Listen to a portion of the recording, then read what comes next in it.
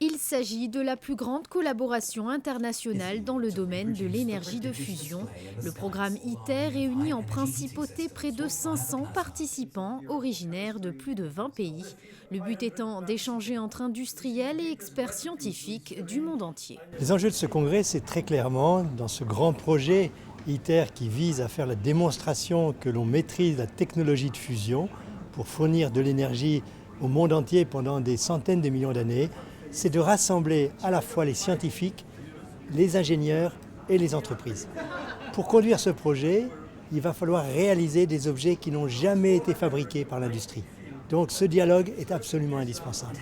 L'événement permet d'aborder le contexte socio-économique de l'énergie de fusion et de dessiner les perspectives de son développement.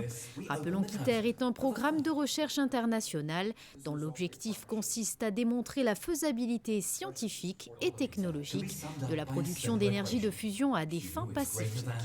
Dans le Soleil, la fusion intervient depuis 5 milliards d'années. Il y a de l'hydrogène qui, sous les forces gravitationnelles, au cœur du Soleil, vous avez une densité qui est de l'ordre du millier de la densité du fer sur Terre. Alors, lentement, ces réactions de fusion se produisent. Aujourd'hui, nous ne pouvons pas espérer rassembler une masse équivalente du Soleil sur Terre, 300 000 fois la masse de la Terre. Alors, on utilise des forces électromagnétiques qui permettent justement ce confinement des noyaux d'hydrogène et leur accélération continue jusqu'au point où ils vont entrer en collision. C'est à la fois le passé, comme je vous l'ai dit, puisque le Soleil fonctionne depuis 5 milliards d'années.